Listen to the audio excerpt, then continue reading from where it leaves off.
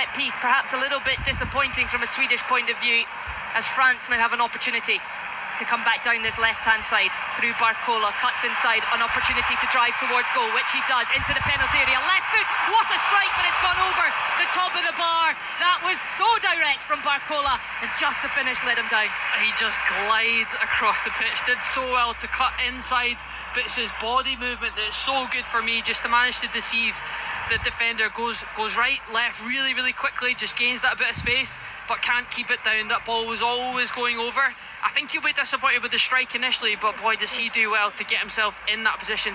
That is what France have, really, that individual quality that can come out of nowhere. Just receiving the ball in the wide area, get at them. The 1v1 creativity is so good. Well, he scored on his World Cup debut, Barcola, but now it's Mbappe racing through, 1-on-1 with the keeper. He does not miss from there. The through ball, but the flag has gone up. This will be checked. But Mbappe had clear ground ahead of him, and he bore down on Zetterström, and he caressed the ball beyond the Swedish goalkeeper. And as we take a look now, it is so tight, Jen. So tight, but it just goes to show how quick of a flash that France can get forward. It was really sloppy from Sweden, just playing the ball into the midfield, almost straight to Elise. But I'm not sure, really.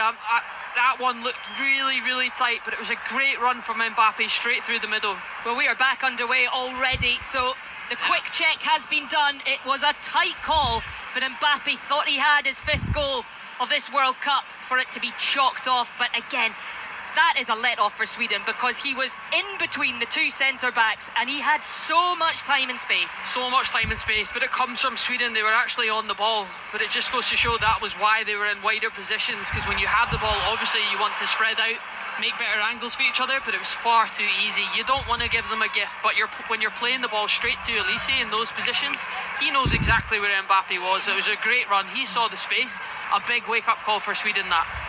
20 minutes gone, and that is the closest we've come to the opening goal from Kylian Mbappe. The offside flag denying him the first goal of the afternoon here at the MetLife. Sweden have had just the one little glimpse of goal through Isak as they win the free kick. Ayari under pressure goes down. The Brighton midfielder, he's had a very prolific World Cup so far. As we get a little replay of the offside position, and the line is sort of down the left side of his neck, so his shoulder, his hip, just ahead of play. It was offside, but you know what? He didn't need to run that early. There was so much space for him, and with Mbappe's pace, he could have held his run a little bit longer there, but clear as day, it was called offside. As the Sweden through ball looking for Elanga is too long, so France winning the goal kick, which Maignan plays short to Saliba, takes it out of his own penalty area, just moving forward. Elise drops to get the ball, knocks it into the path of Tchouameni and out to Upamecano, still inside their own half, France, and Upamecano just slowing the play down and looking for options, allowing his French teammates to get up the pitch. Dembele has come over to this left-hand side, plays it into the feet of Digne, just on the halfway line as Rabiot moves forward. Picks up pace into the feet of Barcola, knocks it round the corner to Digne, drops it now to Rabiot, but there is a flag up that has gone out for a throw-in, and it will now be the first hydration break, which gets the usual boos from the crowd.